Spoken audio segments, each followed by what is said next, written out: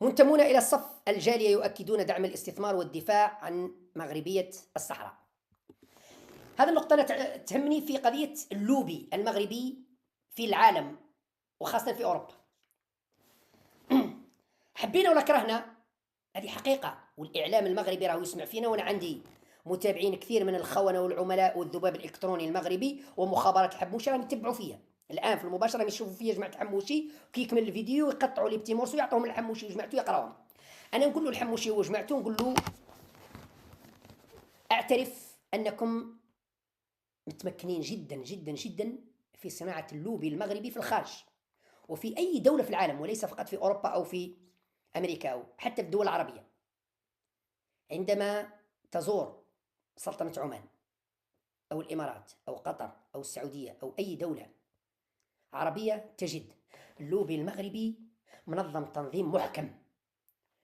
أي معرض تجد الجناح المغربي من أفضل المعارض، هذه حقيقة. أي معرض، معرض الأكل، معرض اللباس، معرض الصناعة التقليدية، معرض الموسيقى، معرض الرقص، معرض السياحة، أي معرض، أفضل جناح هو الجناح المغربي، أو على الأقل من بين أفضل الأجنحة. والجناح المغربي دائما، الجناح المغربي دائما أفضل من الجناح الجزائري. حقيقة لازم نقولوها، ما خبوش. الجناح المغربي دائما، شاركت في معارض في سلطنة عمان، شاركت في معارض في الإمارات، شاركت في معارض في الدوحة، شاركت في معارض في فرنسا، في بريطانيا، في بلجيكا، في هولندا. كي نقول شاركت معناتها رحت حضرت، شفت بعيني معارض. دائما الجناح المغربي ممتاز تنظيما وحضور وديكور وكل شيء. المعرض الجزائري للأسف الشديد تلقى جايب المسؤول جايب أخته أخت مرته وجايب مرته ونسيب وليد عم خالة مرته، وإذا كان بقاولوا زوج بلايص يجيب الشوفير تاع بنت عم خالة خالته، لافامي تاعو يجيبهم من فلان. تذاكر طائرة خالصين من القنصلية ولا من السفارة، لوتيل خالص من السفارة، وكل شيء معناتها جايب فاميلته وصحابه والعائلة نتاعو يشاركوا في المعرض. ما يجيبش أهل الاختصاص، لا، يجيب العائلة نتاعو. ستين اوكازيون جايب لافامي تاعو على ظهر الدولة يفوتوا الويكاند ولا يفوتوا إن سمان في المعرض الجزائري في كذا كذا. بينما الجناح المغربي يجيب أهل الاختصاص، أهل الاختصاص يجيبهم يقدموا يعني المنتجات المغربية أو الواجهة المغربية في المعرض. آخرها المعرض، معرض السياحة في بريطانيا، اللي كان جناح المغرب من أفضل أجنحة المعرض. هذه حقيقة للأسف الشديد، هذه حقيقة. إذا إحنا للأسف ما عندناش لوبي.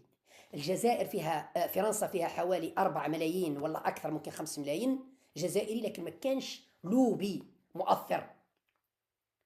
في بلجيكا ما كانش، في سويسرا ما كانش، في بريطانيا ما كانش، في هولندا ما كانش.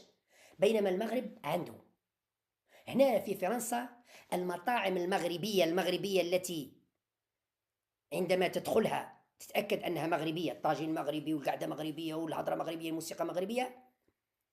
على الأقل كاين حوالي 20 مطعم، أقل شيء 20 مطعم. الجزائر للأسف الشديد ما كانش. تلقى كاين مطاعم جزائرية لكن تلقى عنده الطاجين، تلقى عنده مش عارف انايا ماكله بريطانيه سويسريه، ما يعني ماهوش نقولوا قال مطعم جزائري. عمري ما دخلت مطعم هنا في باريس او سمعت مطعم هنايا قاعده جزائريه 100% وماكله جزائريه، عمري ما لقيته. بينما المغارب معمر، المغرب تدخل تلقى ديكور مغربي واكل مغربي وطاجين مغربي وكلش مغربي. للاسف الشديد ما كانش لوبي، وهذو عندهم علاقه بالقنصليه والسفاره واللوبي والجمعيه وكذا وكذا. احنا ما عندناش منظمين. في امريكا، في بريطانيا، في كل دول العالم موجودين، احنا ما عندناش. هذا دور المصالح القنصليه والسفاره والجاليه، وهذا دور لازم يكون فيه تكاتف، فيه تعاون، فيه تنسيق. احنا ما كانش. القنصليه الجزائريه تحتاج الجاليه الجزائريه وقت الانتخابات، وقت الانتخابات يبوسوا لهم رجليهم، اس ام اس وتليفون يرحم باباك ارواح وشاركوا معنا وكذا كذا. تنتهي الانتخابات، واحد ما يحوس عليك، تروح ليهم تلقى القنصليه مسكر، يقول لك دير رونديو. للاسف الشديد هذه حقيقه، شيء مؤسف.